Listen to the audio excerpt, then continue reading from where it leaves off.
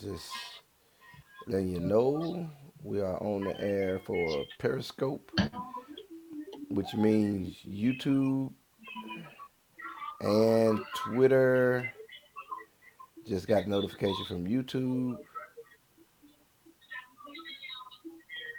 and I'm waiting on the feedback from. There it is, Twitter. There it is. All right. What's today? 18th.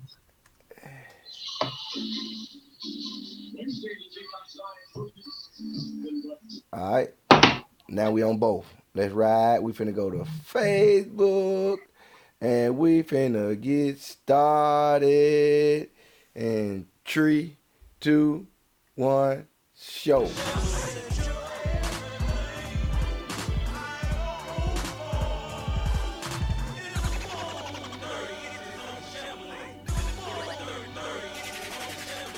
Coming to you from probably somewhere in Mississippi, guys talking about sports and stuff. You can call them Ray and Rodney or Rodney and Ray. Anyway, it's the R&R Show. Yeah! Hey, Yeah! hey, Yeah! hey. Right on time. What it do? What it do? What it It's do? all on you, my brother. If I had your hand, I'd cut mine off. Ain't that what they say? That was like short That what music. they I, I, that what I they gotta say? extend that one. That's what That they say, what right? I thought that's what they said. we're not streaming on On what? Facebook. Why not? Facebook. I'm looking at it. Are you? Okay. All right. I just didn't get the notification. Oh, I Oh just well. say I'm. Welcome to the R&R show, y'all. I uh, can't see us streaming, but if y'all out there, hey. oh no, why not? I can. I'm looking at you. I'm on the Facebook page right now. Okay. All right. Well, come on, get this thing started. What you waiting on? Oh, well, welcome to the R&R show. On this rainy Saturday edition. Hey, appreciate that, Josh. Um, why can I see the live stream? What up, Coop? What up, Josh? Josh said, yes, y'all are. Y'all good. Bet that. That's right. Maybe you I need to. just want to know, can y'all hear me? They can hear you. Hey, we ain't gonna have that problem no more, player. I don't want to hear from you. I want to hear from everybody else. Hey, You heard me Josh, last time. get the show started.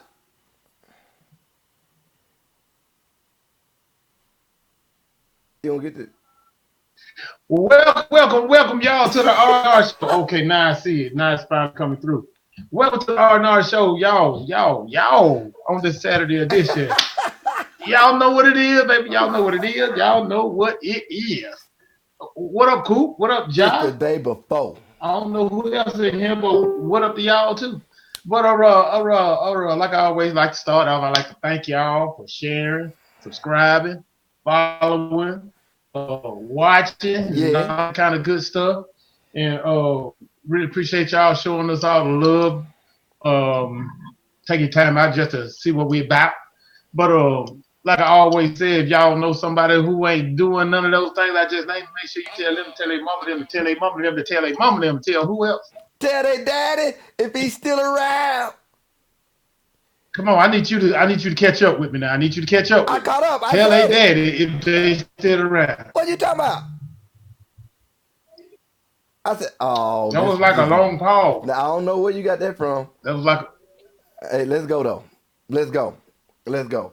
Let's go. Hey, anyway. hey, hey. Welcome to the R&R show. I'm Ray.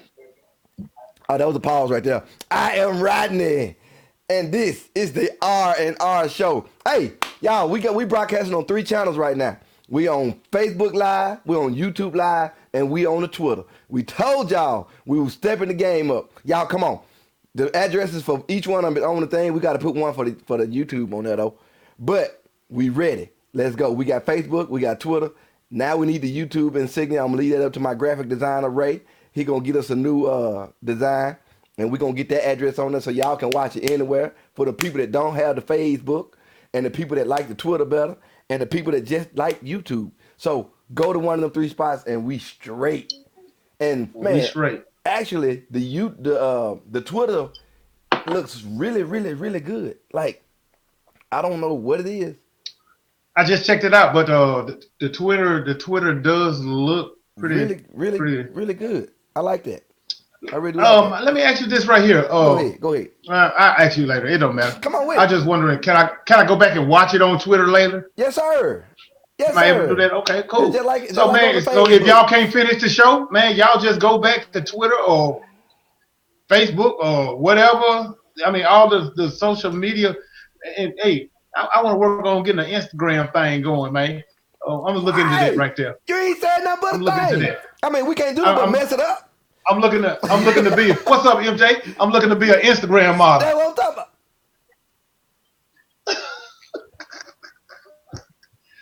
Yeah. Maybe that'll get us some subscribers. No, that won't Come to y'all. Bang, bang, not a game. Look, anyway, let's jump into it, man. We're going to go from the old to the what's coming up. Let's jump back to Tuesday. Was it Tuesday? Monday night. Monday night, the college football championship. I think that was Monday night. But either Yeah, that way, was Monday night. Monday night. Great football game. I really enjoyed that game, dude. It was The first 3 quarters. the first 3 quarters was really good entertainment. You know what I'm saying? There was some strategizing and some coaching going on. You can see like veins in these dudes' head popping out, trying to outfigure, outmaneuver and out strategize each other. That was a really, really good first 3 quarters of football. You know, LSU eventually pulls away and wins the game in convincing fashion, I might add. But like I said before, it was at the point of that game, you never knew who was going to stay ahead and who was going to take control until closer to the end of the third quarter. So it was really a good game. I enjoyed it. SEC prevailed, and like I said, I wouldn't have been upset at the least bit if Clemson had won, because like I said, it was 2 good teams that you did not know who was going to actually put it out until the very end, and that was a good game. What up, D? Oh, thank you for joining. Hey, Mr. Ford. Yeah. I told Ray Lane third. Shut up, Coop. You ain't saying no such. But yeah. My boy, me and my boy Coop was, we was communicating during the game, watching the game, whatnot, and we said adjustments. Whoever made the best adjustments, but at halftime. But the game really started to change right before halftime when LSU scored 3 touchdowns in less than 3 minutes. Seemed like to go up right before halftime. You could tell that the tables would begin to turn right then, and it was competitive the first part of the third quarter, and then LSU finally started kicking the door in midway through the third quarter. Jay Burrow, he did what he continue to do throughout the season, and the defense showed why their SEC defense, just like I said in our last show, even though LSU defense is not all that great, their defense is going to be a tad bit better and step up to the task and be better than Clemson defense. Even though Clemson defense seemed like when their star middle linebacker got taken out the game for a what was that, head-to-head shot, something like that right there. He got taken out the game. It seemed like it took the air out of that defense, and it seemed like at that point LSU started to, get it to rolling. Momentum really went in their favor, and so this game really did go in the favor, just like I thought it would, LSU's way. And when it came fourth quarter, it really wasn't a ball game. It really was a stat build. Now, what's really interesting is, a lot of things took place after the game. If you want to talk about that, after what could have possibly happened? Okay, we could talk about Odell Beckham giving money to one of the players. We can talk about Odell Beckham slapping a police officer on the butt and they putting a warrant out for his arrest for battery. We can talk about the entire coaching staff, everybody but Coach O leaving and going to their endeavors. We can talk about the players going into the NFL. You can go any avenue with this LSU team. You have a lot coming. A lot to digest after the game. But I'll tell you this. Let's just hit with the hot one. Let's just hit with the OBJ, Odell Beckham. All right, what up, B? So check this out. All right. I have no problem with old athletes coming back, celebrities coming to the games, being on the field. If they allow them to be there, good for them. But at no point should the old athletes, take over the celebration story. They should be a part of it. They should be mentioned in this story. Oh, Odell Beckham drops by to celebrate with his team. Next, okay. Now we going to this, blah, blah, blah. But it should never be Odell Beckham hands money out on the field after the game. On live TV. Like it was normal. Like that's what you're supposed to do. Like that's something that happens after a football game in the clear view of everybody. And everybody was like, and then, the first report that came out, it was monopoly money. It wasn't real. And that same night, Joe Burrow was like, nah, bro, it was real ducats. It was money. Like it was green. It was cheddar. It was Gennaro. It was that script. It was that package. It was money. And everybody's like, okay, so we can't tell that lie no more. And then it goes out, he was only giving it out to ineligible players that won't be here next year. That was a lie. He was putting it everybody he walked up on, seemed like. I mean, I probably thought one of the referees was going to put his hand out for a little extra cheese. I didn't get to see who all he gave to. I know he gave it to number 2. I forget his name. But, he gave it to a couple that we saw. I know, right. He held Odell Beckham's. Wasn't Odell Beckham number 2 when he was in college? I think so. Did he hold that number? I think so. And, when I saw that, I was like, oh, he's showing them love, giving him some money for showing out in his number. You know what I'm saying? But it's like, there are rules against this kind of thing. Like. So? Yes, it is. I mean, but like, dude, like. And? like, you putting, okay, this, it was probably not well thought. And look, this is my other thing, before we get to the other thing about Odell Beckham. Was it me or did he just not seem normal? Did he seem a little twisted? Or a lot twisted? I mean, he seemed like the normal high person to me. High person. That's what I meant. You hit it. So He normal, was high. Normal high person. And Josh said he was 3 in college. Okay, he was that. Okay, you're correct. But the thing with it though, he was high. He seemed a little out of, a little bit too high, and he was doing high, stupid stuff. So after that, video surfaces of a policeman being a little bit strict in the locker room about the dude smoking a cigar in the locker room or whatever it was, and Odell Beckham was in the background, and the dude was talking to the big lineman or whatever whatever position he played with him. The police was like, hey, we not gonna do that, blah blah blah. What you got in the cup, kind of thing, blah blah blah. And then all of a sudden, Odell Beckham comes up and pow, hit the policeman on the backside. And then turn around like he ain't like he ain't did nothing. Police turn around like, what's going on? If it had been one of the players, I would have been like, oh man, that dude is tripping, like he acting crazy. Police might let that slide. But it was Odell Beckham. Like I said, taking away from the celebration, you taking away from everything because you in there acting a fool, and the players are just kind of in your atmosphere. You at this point supposed to be in their atmosphere. Arrest warrant was issued, which I just found out a few minutes ago. They withdrew it. Yeah, they withdrew it. What do you think about that? What I think about what? The arrest warrant. What are you talking about? The arrest warrant. Arrest warrant. All right. First of all, let me go back real quick and just say this little part. All right, Coop just sent me a receipt showing what he said about the third quarter. All right, Coop, you was right. You see, I stand corrected. Let me show you love in front of everybody. He was right. He predicted how the game was go, and he was correct. Give out people their credit now. I'm giving him the credit. He sent me a receipt. All right. Now, about the little, what you want to know about the arrest part or them withdrawing? Just give me your whole overall view and then end with the arrest warrant. Man, I'm gonna tell you like this right here, and I'm gonna be short and sweet to the point with this right here. First of all,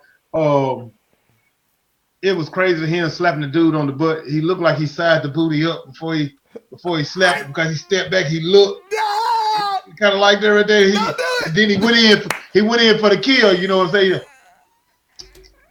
And you know, it's like he trying to pick which cheek he was going with, and then he went in for the kill. And so after he slapped dude's butt, the cop turns around and look at him like, dude, did you just slap me on the butt? And then he just starts dancing. I'm like, okay, this is crazy. And so, like he was gonna disappear because he started dancing. right. So I thought, and I just thought that even though legally, what you just said about rules and all this kind of stuff dealing with the taking money deal, the same thing with law enforcement. Legally, he should have been arrested right then. True. But in honesty, that was really, really petty for them to put out a warrant for his arrest in the first place. And I really feel like they withdrew it because about the bad publicity that it was taking on and all this kind of stuff about it being so petty. And I really felt like it was so petty. I don't even think it should have even made major news. But because of who it is and who was involved, of course.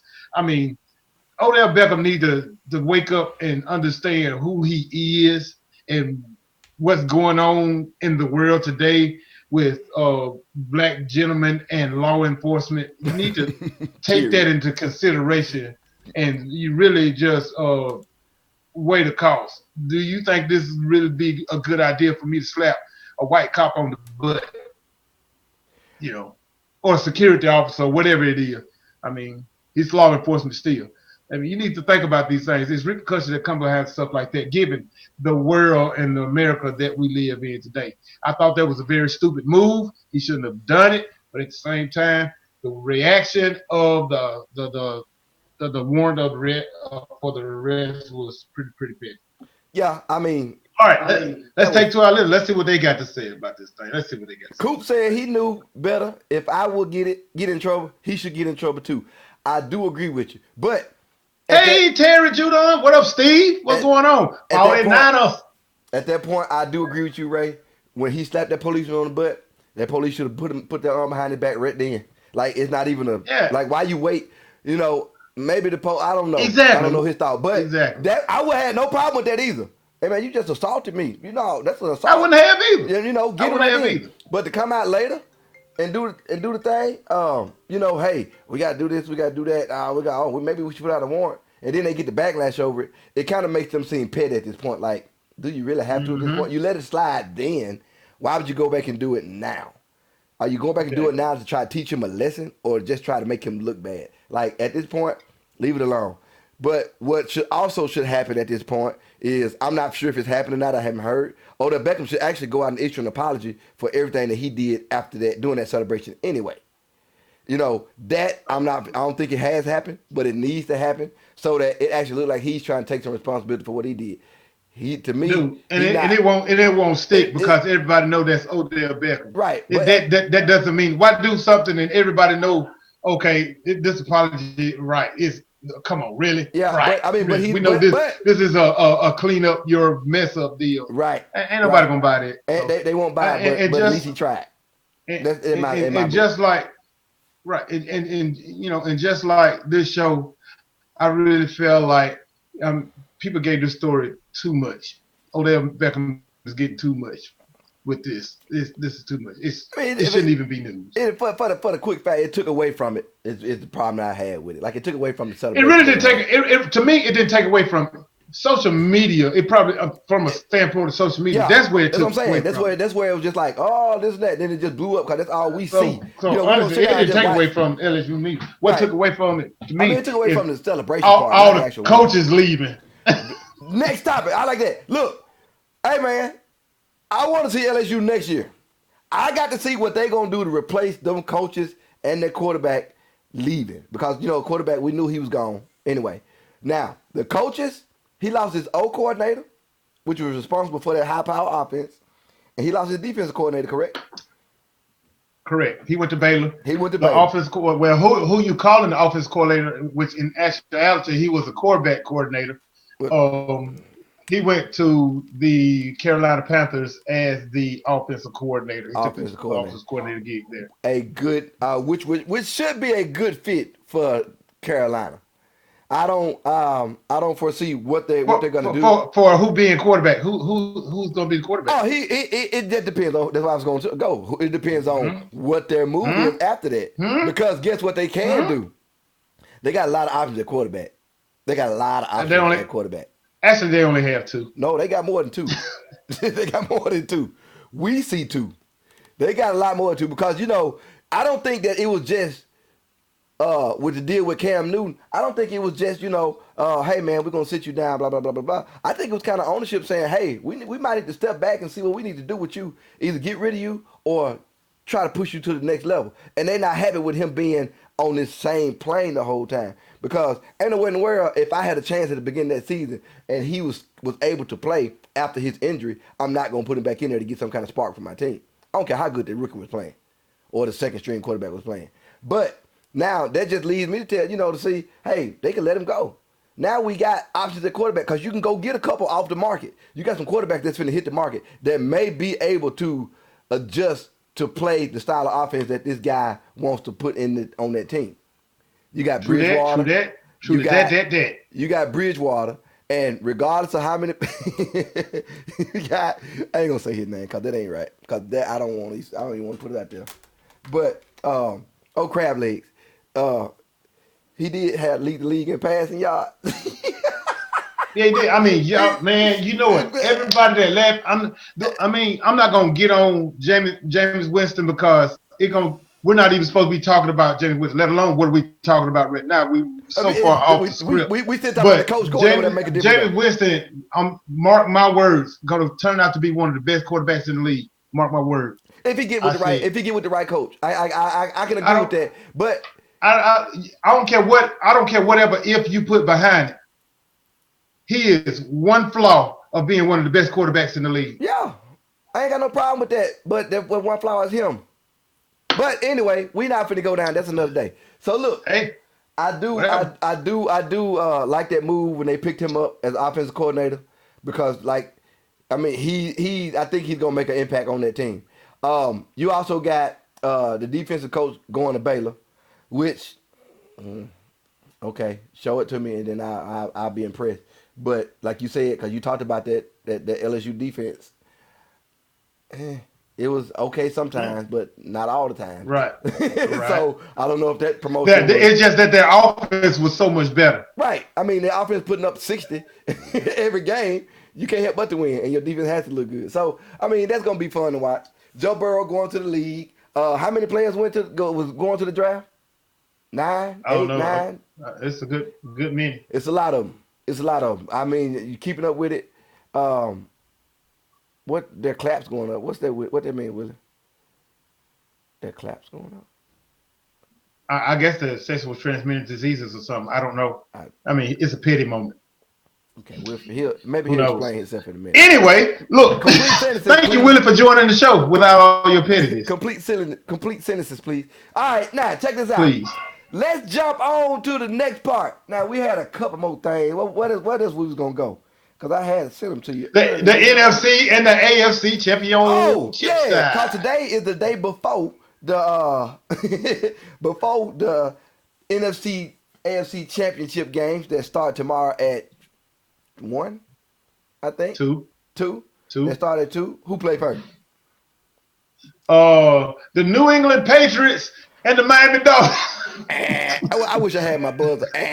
Oh, there it is. I found it. No, the AFC.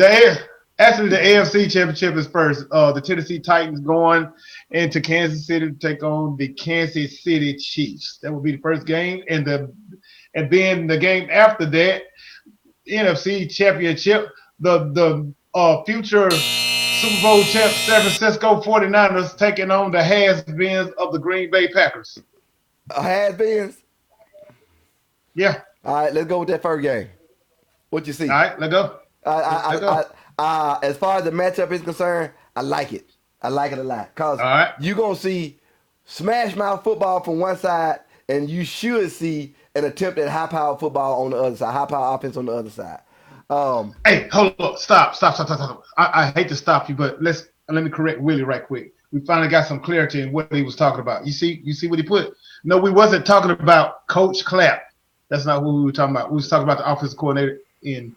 We're not talking about Jason Garrett being the offensive coordinator in Giants, which is, I guess you can call it news if you want. But no, that's not who we were talking about. We were alluding to the offense coordinator coming from LSU, taking on the Carolina Panthers job. That's what we were talking about. All right, go. Okay. I'm sorry. I just had to correct it. Yeah, that's all. I Before ain't we got got no too far problem. gone. Correct him. All right, check this out. So, what you think about that game? Because I mean, I'm ready for it. I just want to see how it's actually going to play out as opposed to what everybody think is going to happen. Before. Well, now I'm gonna go first because you probably thinking like I'm thinking. All right, I'm gonna say it like this right here. Chiefs 44, Titans 28. I'm calling BS on that, Willie Petty. You've been wrong all season, and you're wrong now. And I'm going to tell you why. Because nobody's giving the Tennessee Titans defense enough credit for what they've done in the second half of the regular season and ultimately the playoffs.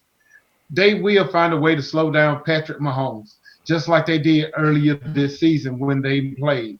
Well, when I say slow down, I mean slow down not as in a bad game. I mean as in a normal quarterback game, because we know Patrick Mahomes is playing on another I mean, he's out of this world right now. Right. So when I say slow him down, I'm talking about bring him back to earth playing as a normal quarterback. Normal quarterback.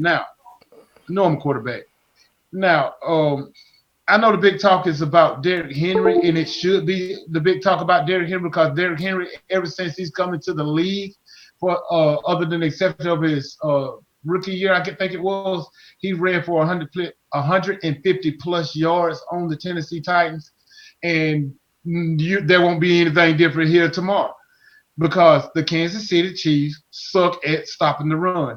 In order to stop Derrick Henry, you're going to have all 11 men on the ball. And we know that's football. That's really impossible because somebody got to stay honest to the pass.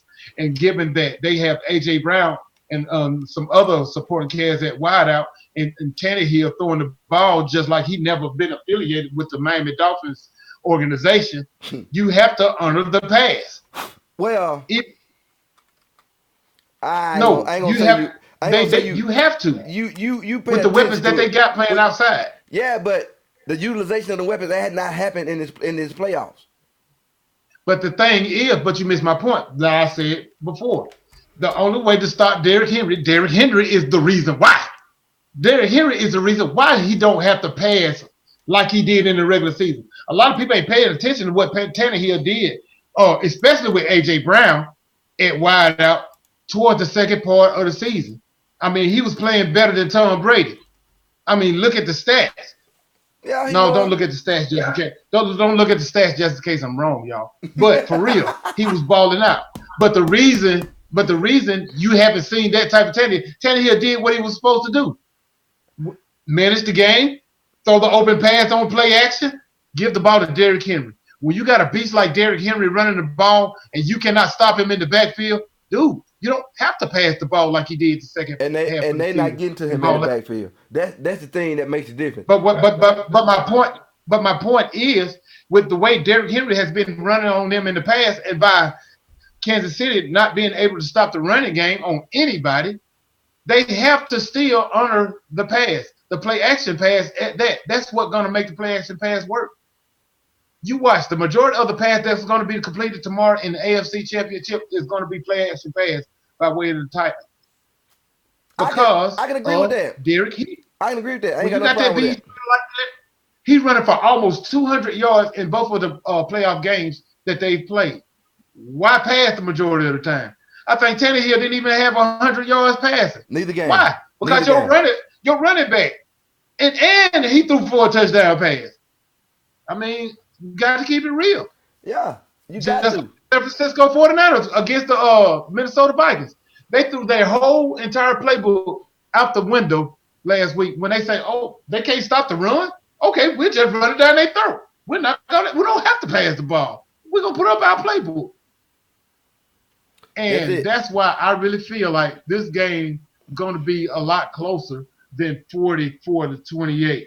What about that second one? He put up? That second score Petty put up. And he said Petty Moment's coming at 7 o'clock. But we I want don't. to see what guys. Petty. I'm sorry. Petty Moment just came when he posted that trash score right there, which I am not going to show no attention to because I don't address stupidity. I'm not doing it. Look, I do agree with you on that. Go ahead. You give me your analysis. I gave you the AFC. You give me what you think about the AFC. I guess real quick, and I want to know what you think about the NFC. I agree. I agree with you on that. How it's going to go. I agree with you on that. For the most part, I just want to see if the Kansas City defense can do anything to stifle that running game, and if they do that, welcome to the show, Robert Brown. Robert Brown. That will if they can stifle that running game of Tennessee, that will be the difference. I ain't saying stop it. I'm just saying try to make it to where they can kind of contain it. If they can do anything to stifle that run, that's going to throw off them. The whole thing with Tennessee is they got to play keep away. They cannot let Patrick Mahomes get the ball. I don't care what you say about that defense that they got on Tennessee's side. Patrick Mahomes is not normal. You cannot let him get the ball for extended periods of time because he's going to eat you up. So they got to play keep away. Now, when it gets to San Francisco and Green Bay, I watched last night the throwback game, the 1998 wild card game was on. Oh my gosh, one of the greatest playoff games ever. We had a dinner party last night, right? So we was watching. That was what was on the TV. We was watching that game in the background, and the guy was like, "Hey, ain't this that game where T.O. caught that ball in the last few seconds?" I'm like, "Yup." And then he was like, after dropping every pass before then, 87 other passes, right? And we was sitting there watching it like we didn't know what was going to happen. It was like that kind of atmosphere, that kind of a game. So we was watching, we was like, man, this is crazy. And we were just looking at it. And then it just kind of brought up to the fact today that, like, this is going to be a good game tomorrow. Only if Green Bay can play some defense, which has not been there consistently the whole season. San Francisco, they're going to play great defense. But at the end of the day, they're playing great defense against a great quarterback. That's going to be a clash to watch. I have no problems with Aaron Rodgers. I know what he is, what he can do, what he's all about. I have no problem with the San Francisco defense because I know they are now great. They got their injuries under control. They finna do their thing. The only question mark remains is, can the Green Bay defense do enough for Aaron Rodgers to get back on the field? That's all I can say. Because at the end of the day, you said it when they first played this year. Green Bay looked great on the record column, but behind all them good records, they had a whole bunch of mess behind them. Efficiency, third down efficiency. Their defense is pretty much what it was. So after seeing everything that they go through with Green Bay, their defense is a big question. If they can't stop anything that San Francisco is doing or stifle anything San Francisco is doing, they going to get beat really bad. And I'm going to say really bad because San Francisco is not lacking on either side of the ball. Again. Right. San Francisco is not lacking on either side of the ball. I want to see a great game. And, I ain't got no dog in the fight. But I think San Francisco going to pull it out with a landslide victory because Green Bay's defense is not that great. They're not consistent enough to stop everything, all the weapons San Francisco had. Okay, all right. You alluded to both of the defenses right now, and you touched on Aaron Rodgers a little bit. Well, I'm gonna say this right here as far as Green Bay's offense. Green Bay's they're running the ball pretty decent as of here lately with this rookie running back. I can't think of his name right now, but a lot of their pass plays going to be play action because they have a legitimate running game right now, and I can see a lot of their players playing play action. Now that play action comes back to playing disciplined football on the ends. When that's with Bosa and Ford playing the ends, they're going to have to be very, very disciplined and be very watchful whether the running back got the ball or not. Now, that's why I see a lot of their pass plays coming from. That's why I see a lot of their plays being made as far as Aaron Rodgers. No, it's not going to be a drop back deal with him unless the game is like pretty much out of hand. Now, as far as San Francisco offense goes, it's going to be hard to plan for what San Francisco is going to do because of Mike Shanahan and his style of play calling. You don't know what you're going to get out of him. You don't know whether he's going to feed Mostert and Coleman and Breder and all those cats. You don't know if he's going to feed them the ball legitimately and play action or whatnot. Or you don't know if it's going to be trick plays and reverses by the tight end and double reverses by the tight end to the wide receiver and drop back to the quarterback and throw it to the running back on a streak and all this kind of stuff. Because Shanahan, though he calls a balanced game as far as passing and running goes, what type of play calling is the thing that keeps you off balance with him? If you think he's going to run traditional plays, I mean, he'll hit you with the tricky dicky. You know what I'm saying? And if you're looking for the tricky dicky, that's when he's going to kill you, just smashing the ball straight down your throat. So, hey, I get the term tricky dicky was a play that was called, specifically put in a playbook for me in high school. That's what it was called, tricky dicky. That's what my coach called it. Because it's supposed to go to somebody else, but actually I got the ball. Scored a 65-yard touchdown on that play. Come on, Tricky. Tricky dicky. Come on, Tricky Dicky. Tricky dicky. Tricky dicky is what they call it. But anyway, so I really feel like the play calling of Shanahan tomorrow is going to be key. The athletes is going to show up. Is the same one from throughout the season. The San Francisco defense is very, very healthy, and I'm looking out lights out for him, because when D Ford is on the field, it's like that San Francisco defense is on steroids, and they're unstoppable. That front four, you can just use them. You have to blitz anybody, and everybody else can sit back and play zone. So I'm looking for. I hope it's not a good game tomorrow. Actually, I hope San Francisco blow them cats out. I'd be lying if I say I want a good game. Good games have almost given me a heart attack with these guys over this past season. All right, what these guys? What Robert Brown talking about? Read what Robert Brown said. What Robert Brown talking about? He said the same if Green Bay can run the ball somewhat effectively, they will have a good chance. Aaron Jones would be key. Run the ball. That's his name, Aaron Jones. Yep. Yeah, Aaron Jones is key running the ball. And Aaron Jones, man, he's been a big part of that. Aaron Jones been a big part of offense this year, as far as opening up the passing game for Aaron Rodgers. He's been running the ball pretty good. Year. What's up, Paul? 49ers for life, baby. He said, which Jimmy G will show up? Robert, I don't really think it's going to be an issue which one's going to show up. The game manager show up. No, I want to know which Jimmy G. How many Jimmy G's are there?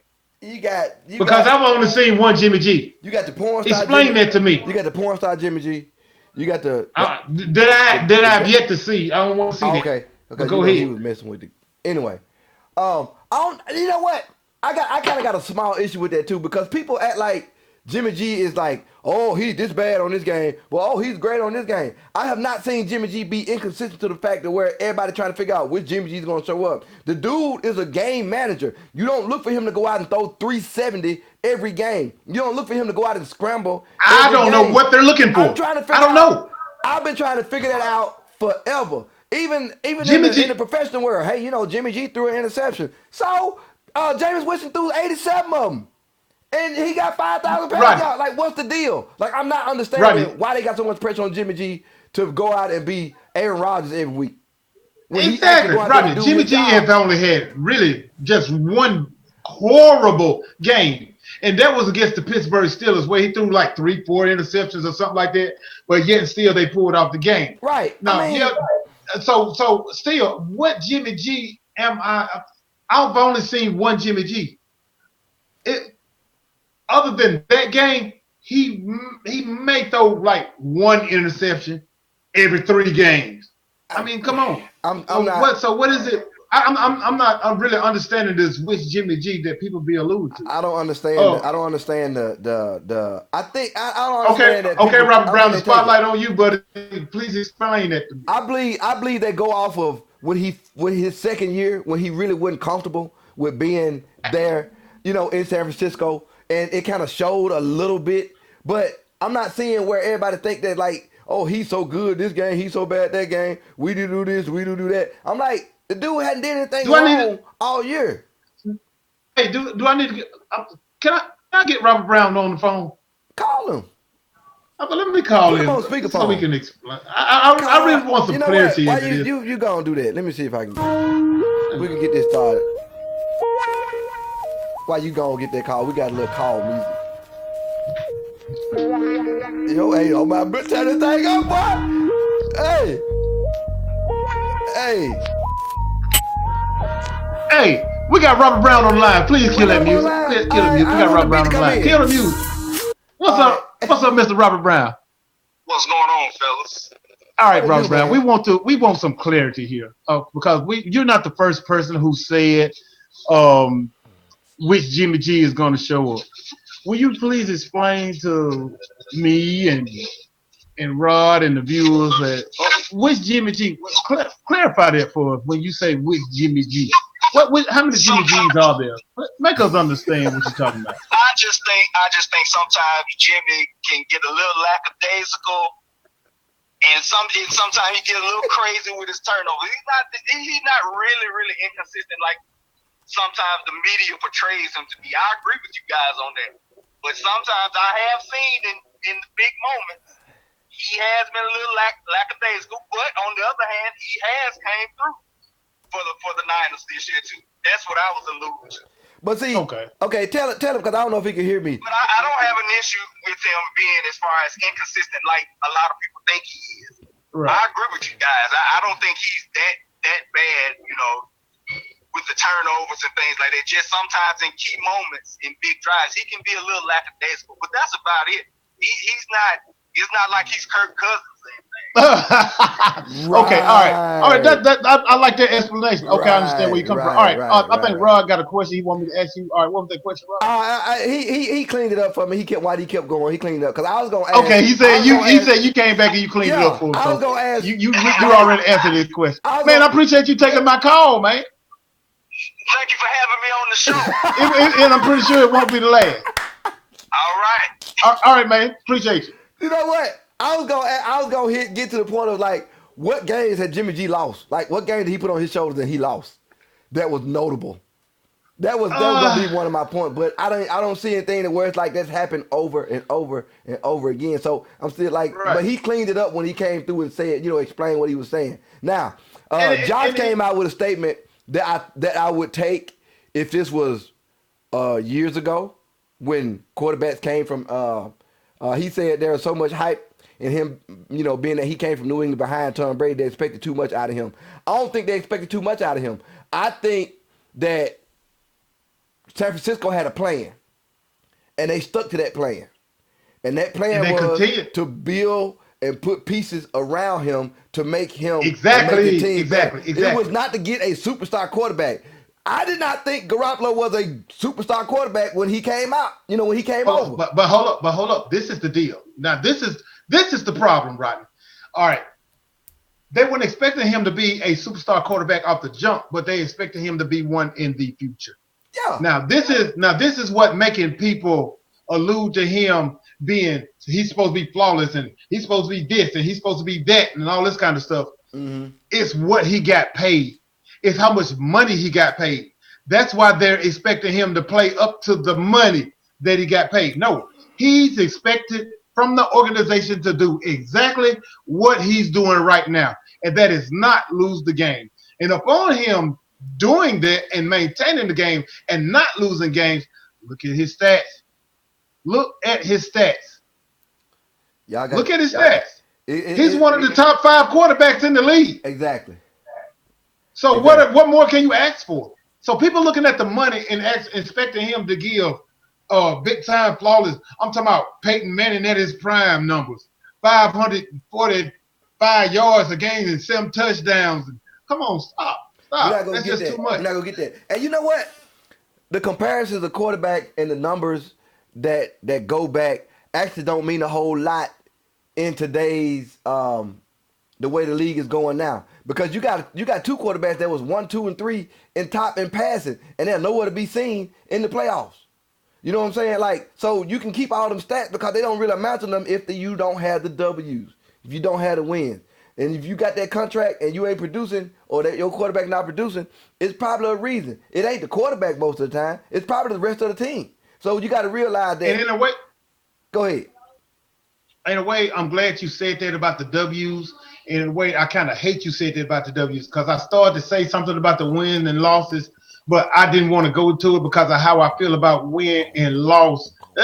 about win and losses records on the shoulder of the quarterback.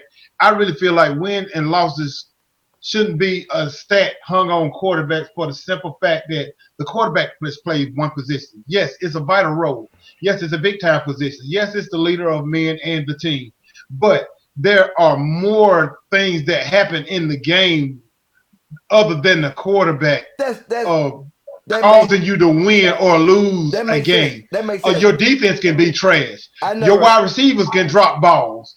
We might not be able to move the ball because my offensive line's up. It's more go into win and losses besides the quarterback. I really feel like wins and losses upon the quarterback's shoulder shouldn't be. It's not like they're golfers or tennis players where it's a one-person sport. But look, I said or pitchers. But look, check this out. And we'll get into that in a few seconds. But look, I kind of disagree with that too. But my deal with the wins and losses was actually about the tenure on the team and your contribution to the team, not actually the quarterback's record as wins and losses. It was more about if you own the team and your team is winning and you got mediocre numbers, then are you the reason they're winning? Are you the reason they're losing? What's the deal? If you on a team and you got great numbers and your team still suck, it don't really matter about the quarterback if you got great numbers and your team still suck. If you win, you win. It don't matter how you win, as long as you winning. And if they keep putting you in that position to play to play the game and you win, well, great. The team won. But if you in that position and Drew Brees sucked for a long time before he became a winner. I don't say long time. A long time. A good time. But he was great with stats. Like his numbers were great, but they kept sucking and losing. It's just like Dak Prescott. Great stats this year. The team sucked. Yep. The team sucked. The number one offense. Number one offense in the league? They were pretty much. He was number one offense. Number one offense, number two in passing. But he was number one. He was number two in passing behind who? Jameis Winston, who threw a pick six on the first drive 4 times last year. Like, what are you doing? Like, it don't matter. You can have 6,000 passing yards, but it don't mean nothing if you throwing for 37 interceptions. Like, come on. Now look, you said. You said about the baseball real quick. Like, you don't agree with the pitchers getting the win stat in baseball? I really don't, because if I really feel like if a pitcher have anybody to come in and relieve them, I think they should share it in some kind of way. It shouldn't go upon the shoulders of the person that just come in and pitch 6 innings or 7 innings. They kind of do though, and then they get pulled, but they win the game. They kind of do. Then they kind of do. Because if you come in and you save the game for the winning pitcher, you get that stat as a save. So it's kind of share. I'm talking about wins and losses. I'm not talking about saves. Wins and losses. Well, a save is a win. About. No. A save is a win. A save? What is a save? Tell me what a save is. Tell me what a save. A save is when they relieve the pitcher, they put a guy in to close the game out and keep the lead that the pitcher before him had to win the game. Tell me what a win is. A win is you go up with the score, and when you lead and when you leave, you get credit for that win. Okay, 2 different things. I think they both should get credit. You get a win, you get a win. You can only get what you're talking about. You can't get 2 wins in one game. If you don't start from number 1 and go number 9, no. Nah, hold up. Wait a minute. I got to read this real quick because I just saw some foolishness. Belichick gave Jimmy G away to San Francisco, like the Grizzlies gave away Paul Gasol to the Lakers, the steal of the century. Robert Brown. Hey, what a lie! You right. You are exactly right. I ain't gonna say they gave away. They did. Paul Gasol. I ain't gonna say they gave away. They got something for Jimmy G. I think it was. I don't. You know, I personally do not agree with them getting rid of Jimmy G. Because that's what happened. They didn't give it away. They got rid of him. They didn't give him away. It wasn't like, oh man, we don't need him. You know, blah blah blah. It was some problems in there. You know what I'm saying? Like Tom. Belichick wanted to keep him. Yes, that's where it all came out. It was some problems. Tom wanted him to go. Tom wanted him. I want you gone, soldier. Hey, bro, we don't need him. You still got me for 4 more years. It's like, what we gonna do after the 4 years? We got Jimmy G for that. But Jimmy G was looking good behind Tom. That's where the problem came in at. And Paul Gasol to the Lakers, I ain't gonna say that was a steal of the century. It was just a good trade. Right. It was just the reason being how Robert, you just Kwame Brown. You know what I'm talking about? You talking, boy? Look, we finna go back to baseball. Kwame Brown. No, sir. Not Kwame Brown. Oh, well, they gave up Kwame Brown for Gasol. I take that trade all day too. And then I give you a bag of popcorn. Look, man, let's go into something real quick, cause we got like 10 more minutes. Check this out. I know you've been seeing all the hype around the cheating in baseball, right? Oh my goodness. Oh, dude. I just got. Hey, man, I've been thinking about this all week, and I've been saying the same thing all week. Come on. Rodney, it's not a whole lot. It's not a whole lot because I'm not the baseball guy, but I know what I know. Come on, what you know. are the baseball guy. Come on, what you know. So what I say is probably going to last about 3 seconds. Well, come on. This man keeps saying, Kwame Brown, that name going to keep coming up. But anyway, Rodney Huckleberry Hubbard. Oh, I got a middle name. Oh, okay, go ahead. Yeah, Huckleberry. Dude, I'm just going to say this. Stealing signs been going on since the beginning of time. True. The only reason this stuff, I feel, my personal opinion, this stuff is coming about because the Astros been doing it and they won World Series. Okay, cool. Now people want to catch feelings and want to blow whistles or whatever.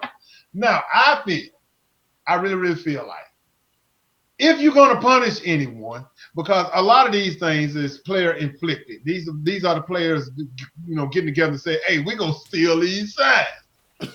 I think the players are not taking enough, getting enough blame for this and getting enough punishment and all this kind of stuff.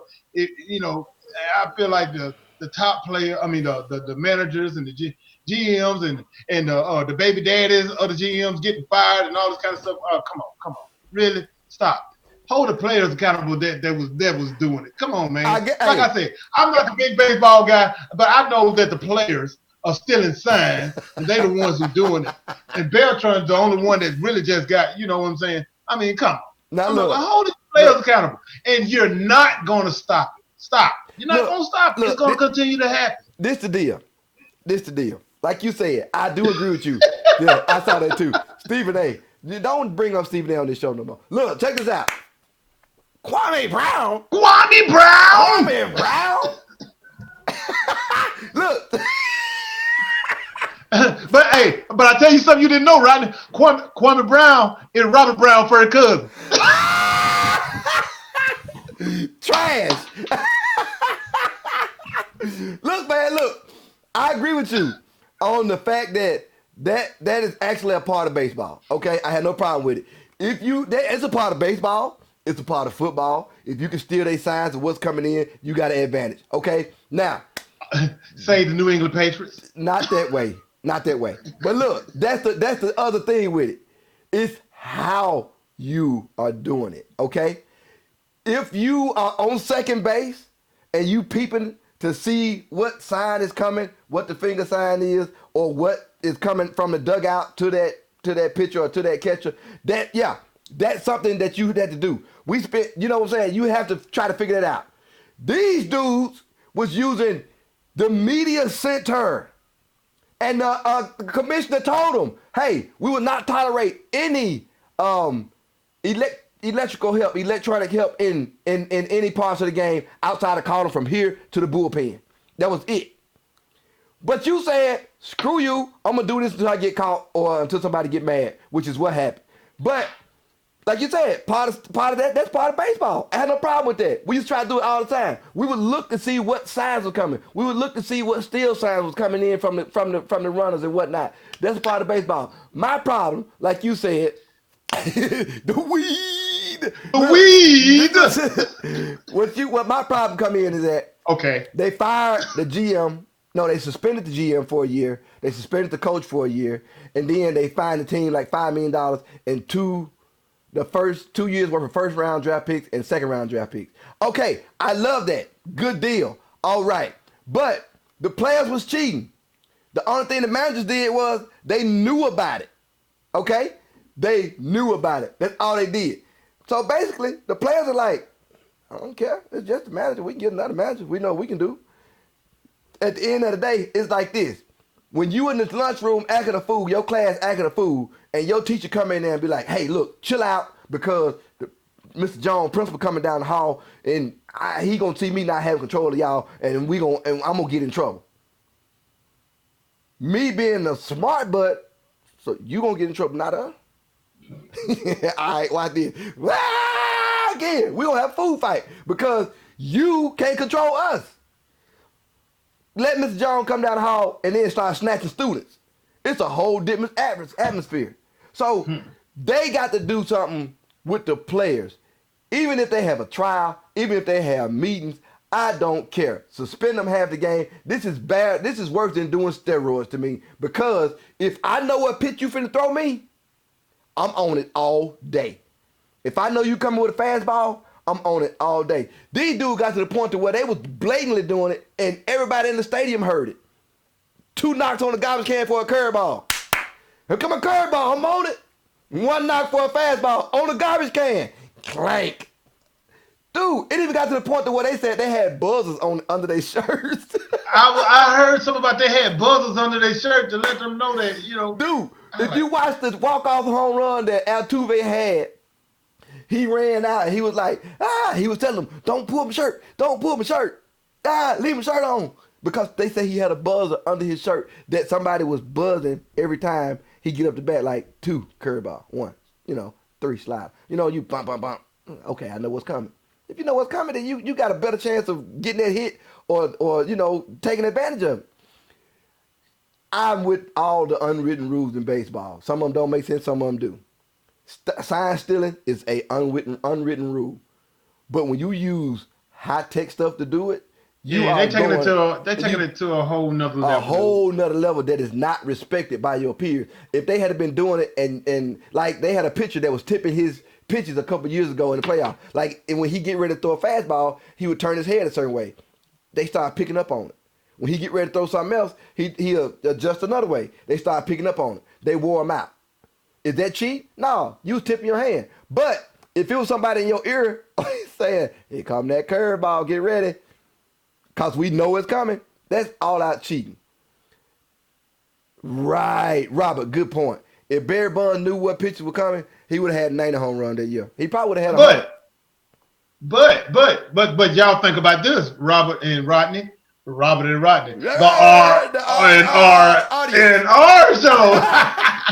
Special guest, Robert. Robert. All right, but check this out. Think about this. Who's to say that Barry Bonds didn't know? I would tell you like this. Because everybody still signs, man. They still sign, but Barry Bonds didn't know. I would go with he didn't know. Barry Bonds. But you know what? I heard some pitchers say though, Rodney. He's a freak. I heard pitchers say this week that they'd rather face a batter with steroids rather than face somebody stealing signs. Yeah, because you got to. It really is a big deal. It's a big deal. It's a big deal. And I'm not with the stealing sign deal. I just know they've been doing it for a long time, and I just don't think it's cool. It just ways. But I just feel like the players involved should be held more accountable. I think they should go out and pop some folk just to deter it from happening again, because the Astros got hit with something, and some of the managers that were players then got hit, but none of the current players got hit. And Josh Funky Red Sox, he like to talk about all the time. Y'all be stealing. Cheaters! Hey, man. This was lit. This was a good show. And what you finna do? Man, I'm finna give you my picks real quick. And I'm gonna be out with no explanation.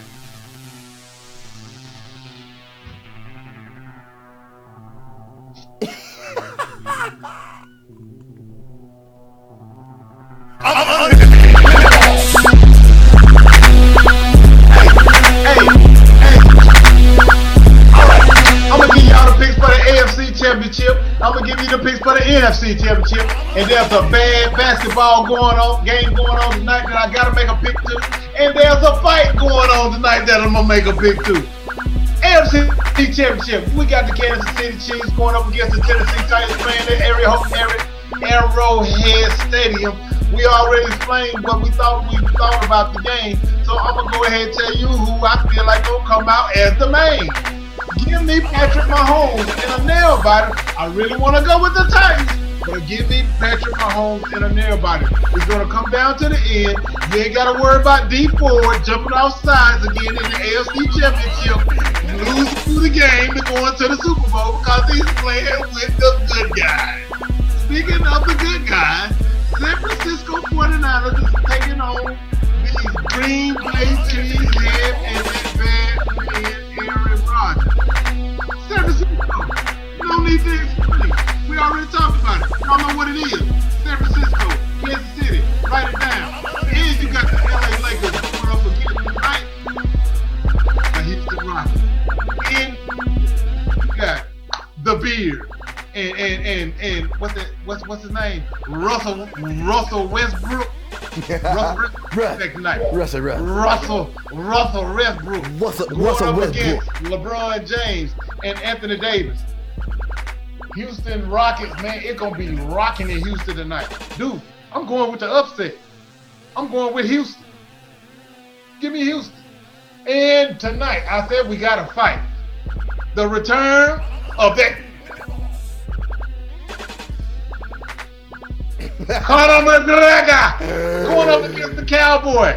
Cowboy lost his last fight back in, when was it? Back in a couple months back in November, October, whatnot. Yep. And Conor McGregor haven't fought since Cujo was a pup. Give me Since Conor. Jones in the army. Give me Conor. There you got it.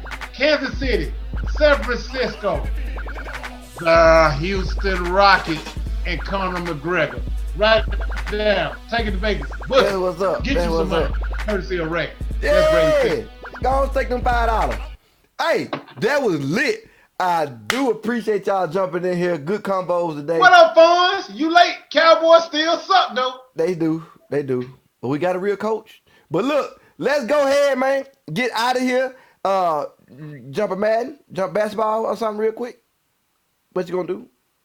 Man, we jumping. Man, we doing it all tonight. We running a triple threat tonight. Let go. 2K, we running Madden, and we're going to end with some sweet dessert of Call of Duty. Call so of if y'all Duty. want some, get Giggity 1914. Or Main Nut Xbox 8. One, baby. Or Main Nut 8. Let go. Let go. Hey. Love y'all, man. Thank y'all for tuning in. Man, play me out. Play me out, man. Play me out. Thanks for joining us today. Join us again next week, right here on the R&R Show.